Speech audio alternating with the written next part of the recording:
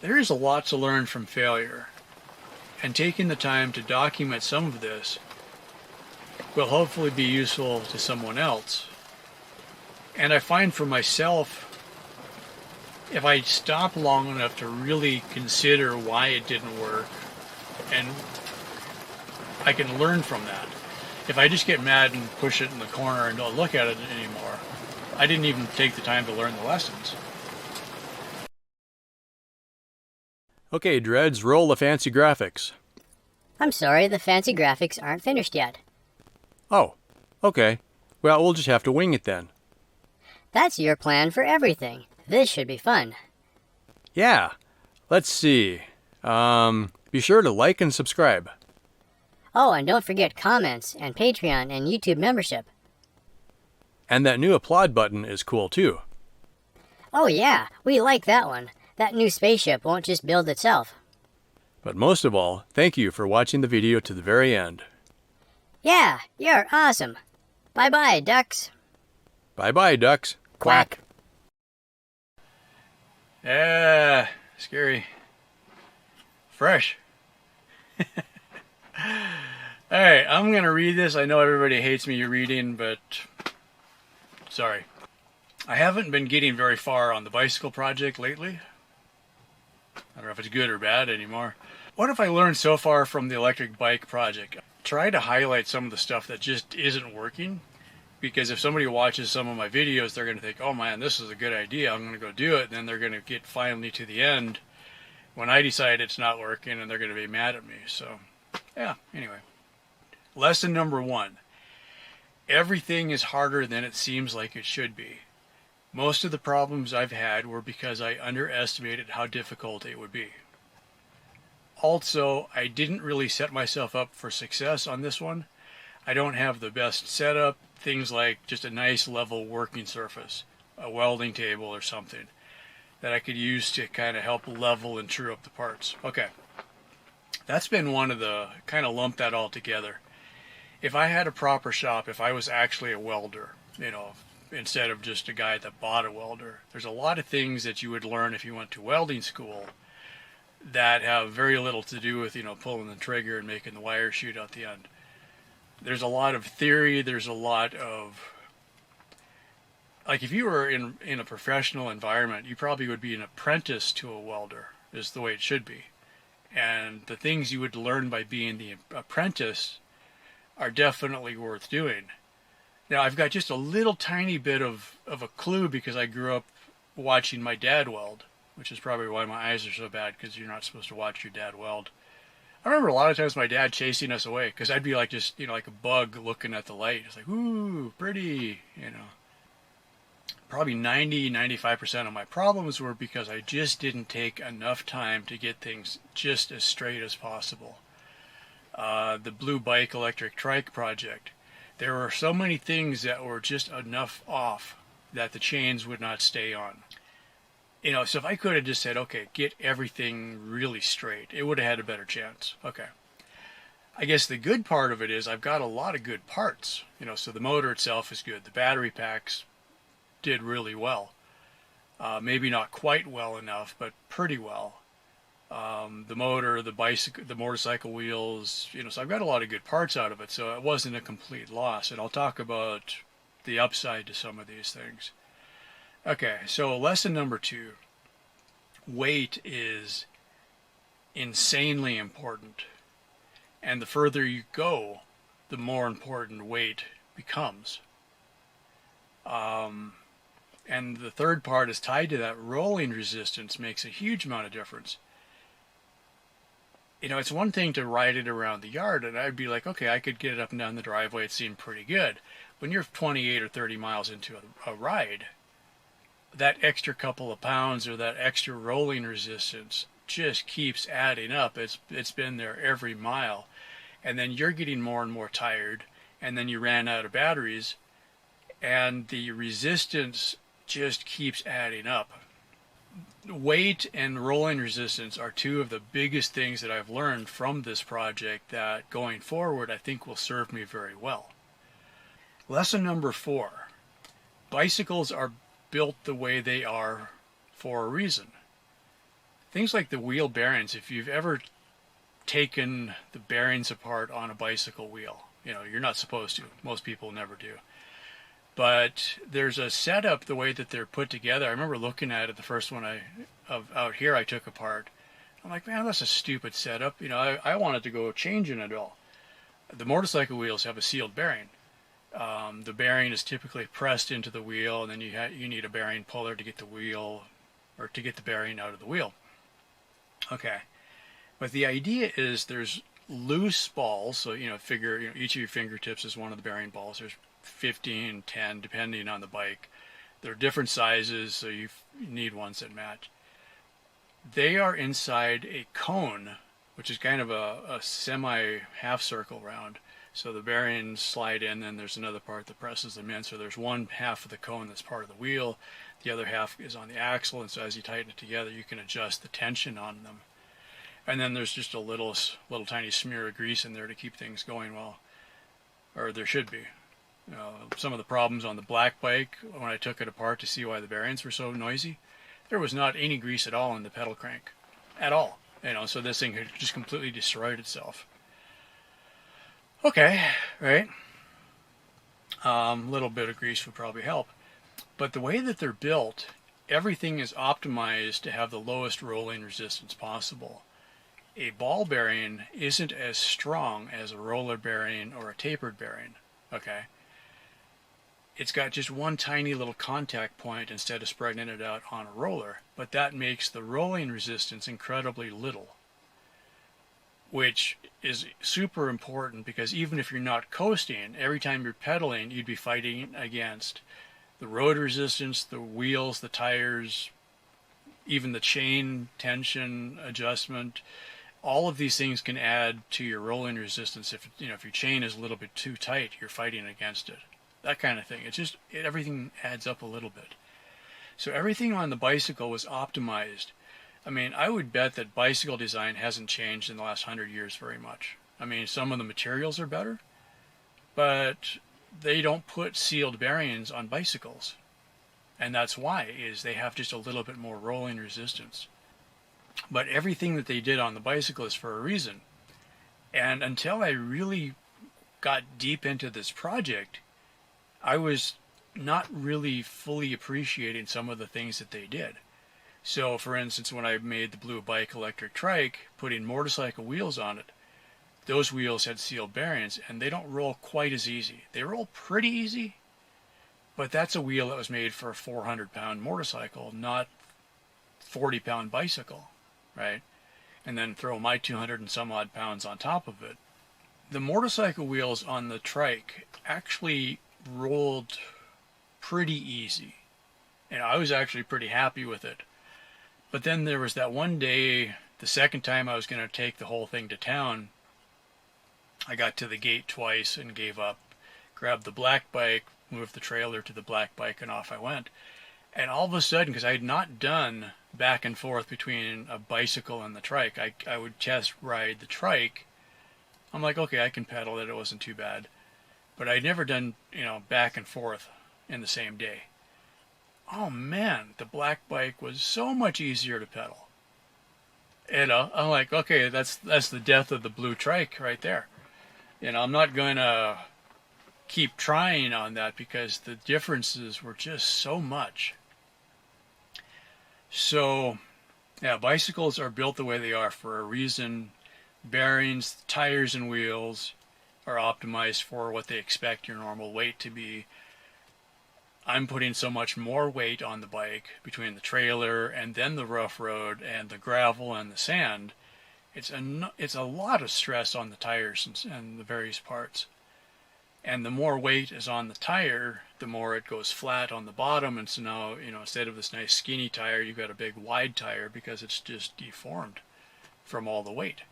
The motorcycle wheels did really good because they're made for a much heavier load. So I'm still kind of hanging on to that part. But it's never going to roll as easy as the bicycle does. Okay. And that's just part of the, out here, it's part of the problem is everything is working against easy. one of the things I really started noticing, the last mile is much harder than the first mile because you're tired. I'm doing over 30 miles every time I go to town and back. It's like 32 round trip. All right. Going to town is uphill, and I'm typically fairly light on the load. I'll have my bag of trash from the last week, and that's about it. So it's not very heavy. But I also have a lot of water because I live in the desert, so I'll have maybe a gallon of water altogether. The further you're going, all of that weight adds up.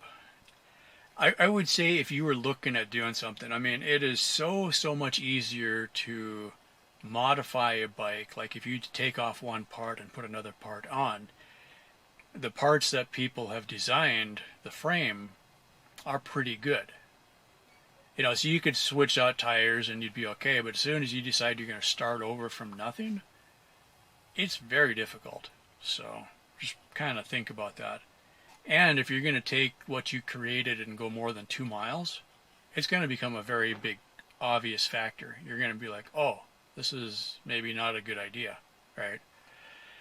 And if we start doing electric, all of the extra weight of the entire project, you know, the original frame, all the mods, and then all the battery packs and the motor and everything else, that goes against you again because all of the extra weight gives you more rolling resistance, and so now your motor and your batteries have to work harder, right?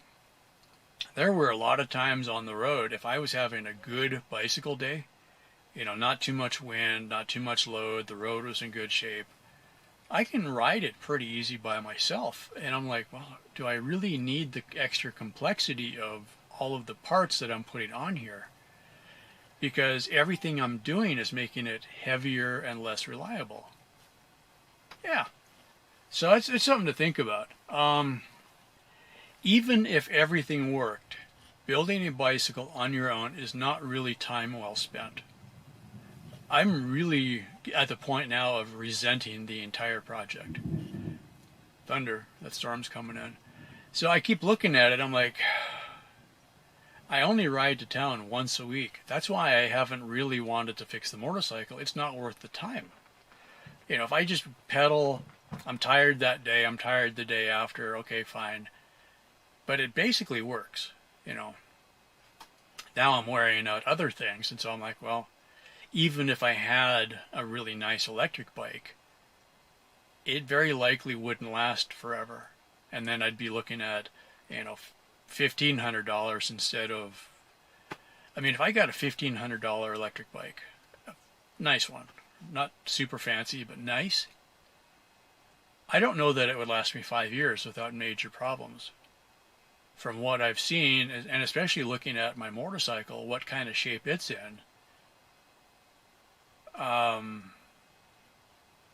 you know, the motorcycle, the KLR, are legendary for, you know, being able to do everything.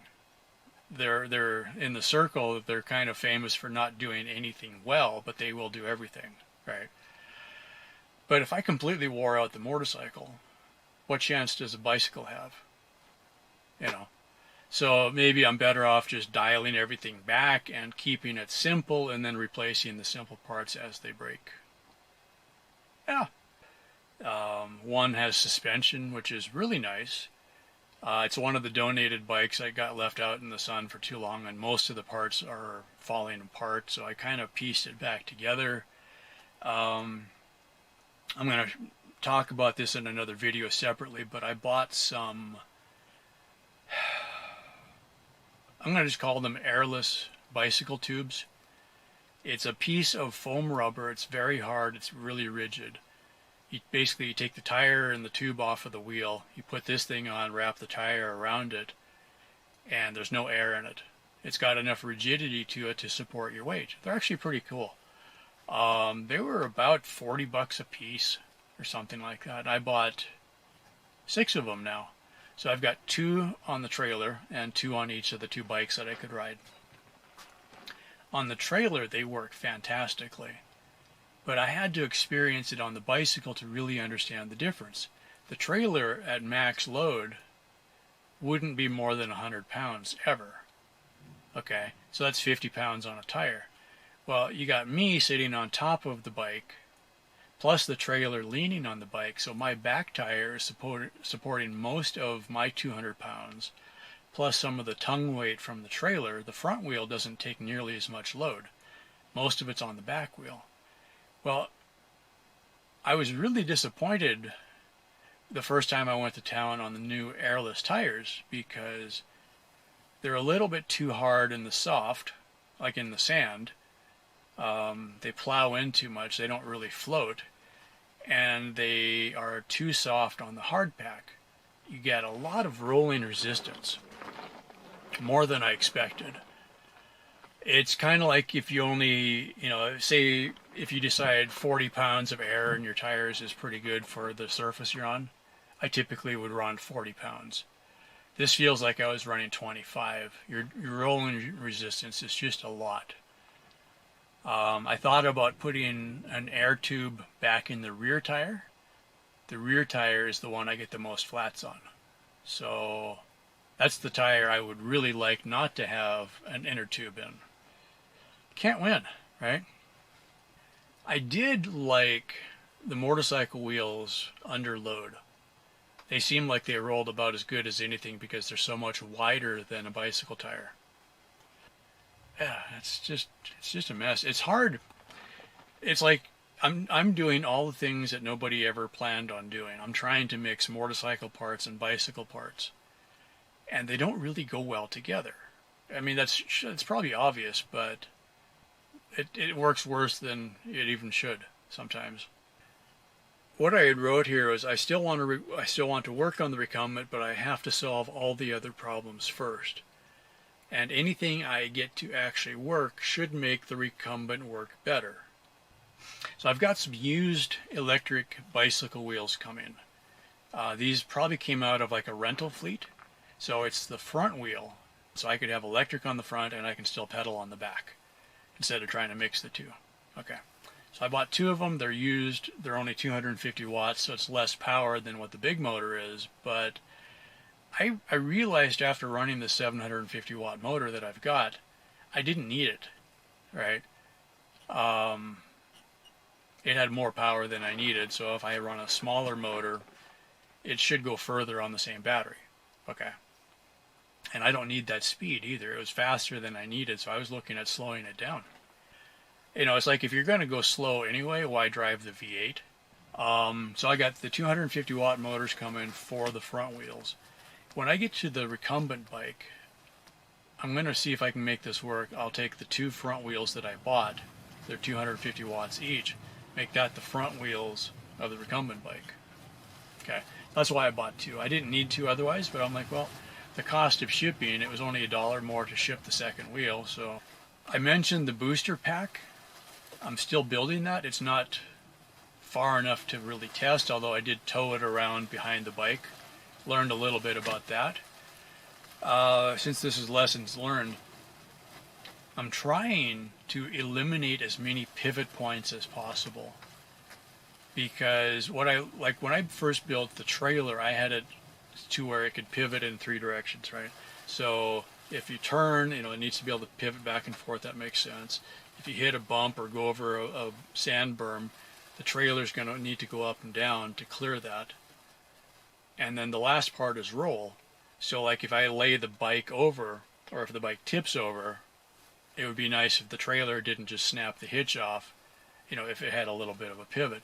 However, all of those pivots, every time I hit a rock going down the road, the trailer bounces.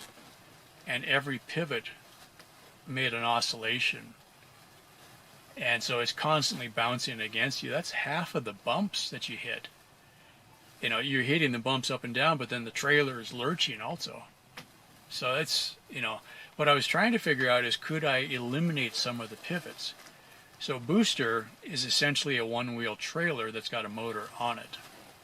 I built the first pivot so that it can pivot up and down, because if you got this long bike, with front wheel, bicycle wheel, booster wheel, if you're going over a bump, you're going to end up with one of the wheels off the ground.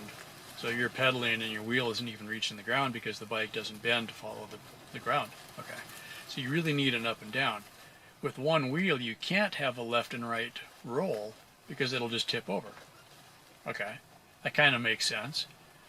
What I was hoping to do is skip the side-to-side pivot. And I rode it around the yard that way a few times, all in the same day. And it wasn't until I looked at the video where I realized how bad it really was. Because like at the time there was no weight on the back wheel, but going around a corner it was just sliding the wheel side to side. Because I'm turning the front, and so it had nowhere else to go. It had to slide the wheel. So that really didn't work. So I am going to have to do a pivot on that. So I've pretty much not even looked at it for the last week or two. I'm just trying to get my head around, is it even worth trying? But I got it this far, I should at least do the next part of the test. If I can make the booster work, it'll be bicycle, booster, and then the trailer behind it.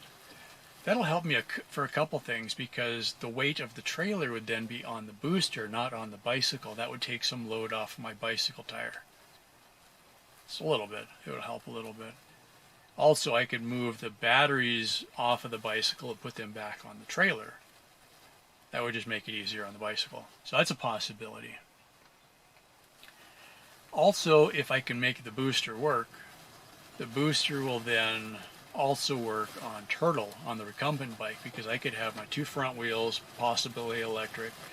The middle wheel and the back will be the pedal wheel, and then hook a booster on the back of that to help push it along. So if I can make the booster work, I'm going to make a set of adapters that I could put the booster on either of the bikes, just hook it up or unhook it, and then hook it up to the back of the recumbent and unhook it and maybe something else.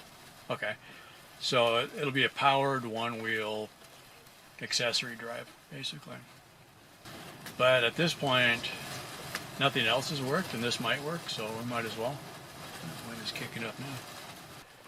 There is a lot to learn from failure, and taking the time to document some of this will hopefully be useful to someone else. And I find for myself, if I stop long enough to really consider why it didn't work, and I can learn from that. If I just get mad and push it in the corner and don't look at it anymore, I didn't even take the time to learn the lessons. Right? So taking the time to kind of analyze, okay, it didn't work, but why? Right? All of the extra weight cuts into my battery efficiency, for example. I think being willing to try is the only way to really learn this kind of thing. And the faster you can fail, and fail often, the less it hurts when you have to abandon something. If you took 2 years to design something, that would hurt a lot more than if it just didn't work in the first place. Anyway, thanks for watching. Be sure to subscribe so you see what's coming next. And thank you as always to my amazing supporters. Stay tuned to the end of this video so you can see what else I'm working on. There's more coming. Alright, bye for now. The electric motors that I have coming are going to replace the front wheels on these. I'm also looking, I bought 2 of them. I don't need 2 at the same time. But if I ever get back to Turtle, if I could put the electric motors on the front wheels of Turtle, and then I'm looking at probably changing that whole design. I'll reuse as much of it as I can. I think I'll go back to a single rear wheel. Okay. Every bit of this project has been harder than I thought it would be. And maybe that's where I made the first mistake, was just not realizing, you look at it, how hard could it be? And there's all these little details that you just don't really see until it's too late. We now join the team in the not very secret headquarters on a surplus military base somewhere in the wilderness of Montana. The mood is somber. We're still coming to grips with the situation. Okay, let's get this started. We've not had contact with Blue Moon for quite a while. At first we thought it was just because of the dust storm, but then we got some pictures from the Mars Reconnaissance Orbiter. And, well, we've all seen those. The base looks like it took a direct hit from an asteroid or something. All the pods in the base camp look to be destroyed. We've not heard from our friend in a few weeks. Most of you here are on the team that we were planning to send to Mars in the next launch cycle, which is coming up pretty fast. We've got some of those new pods in orbit already, full of the tools and supplies for the next mission. We have other pods standing by to launch, and a few more we're still building. Thoughts? I know it's my call, but I'd appreciate some more ideas. Right. We were planning to resupply the first mission, and to send a new team of 6 to expand the operation. Since we planned on using the gear that was already there, we haven't built any replacement pods for the surface. Now, it looks like all that gear was damaged. There's no practical way we could rebuild all of those pods in time. Rather than skipping this cycle, could we park the gear we've already built in orbit around Mars? Then we'd have another cycle to work on a new plan. Thanks, Sam. That might make sense. Another idea I was thinking of: our future as a company. The work we've done getting ready. We are developing a system. We might be able to provide logistics, transportation for other companies going to Mars. I mean, Mars Clipper, it sounds like a shipping company, right? So we'd expand our transportation for other customers then? Kind of like the rideshare program, to drop CubeSats in orbit, right? Yeah, something like that. So we could move our gear to a Mars parking orbit and not miss the launch window. We really don't need a crew for that, and we drop some customer payloads along the way. You know, if we had an in-flight troubleshooter, we'd have someone that could tweak things as needed. Who knows, maybe they could do some useful stuff along the way. That's a long time in a tin can, to go to Mars and then come back again, and not even get to go onto the surface. Hey, we were thinking about making a little robot as a way for the crew to interface to our AI core. We thought maybe something like Buck Rogers' Twinkie. A person in space would go downright buggy if they didn't have someone to talk to. Oh, that sounds like fun. We don't need a big crew for this. We'd have a single-person crew with a robot sidekick, blasting across the solar system, just dropping CubeSats as they go. What else could we have them doing?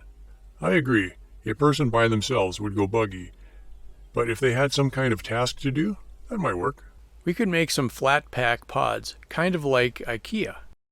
We've been developing our cargo pods as a kit in-house already. It would be a good test to see if they could easily be assembled in orbit. Oh, we'd need a place big enough to assemble them, though. I don't think we want to do EVA to drive a few million rivets outside. What about an inflatable hangar? We've been looking at some from Bigelow. If we could rig up an airlock big enough to bring a pod through, that might work. Wow, some good ideas here. We have 6 months to the next launch window. Let's meet in a week and see what you guys can come up with. Pete, put the word out. We'll say we have some excess capacity. We could deliver some cargo for some companies, maybe even some universities. It's short notice, but who knows, right? Blue Moon is lost, and there's nothing we can do about that. Let's see if we can make all this worth the sacrifice. All right, we'll meet in a week. Okay, Dreads, roll the fancy graphics. I'm sorry, the fancy graphics aren't finished yet. Oh, okay. Well, we'll just have to wing it then. That's your plan for everything. This should be fun. Yeah. Let's see. Be sure to like and subscribe. Oh, and don't forget comments and Patreon. But most of all, thank you for watching the video to the very end. Yeah, you're awesome. Bye-bye, ducks. Bye-bye, ducks. Quack.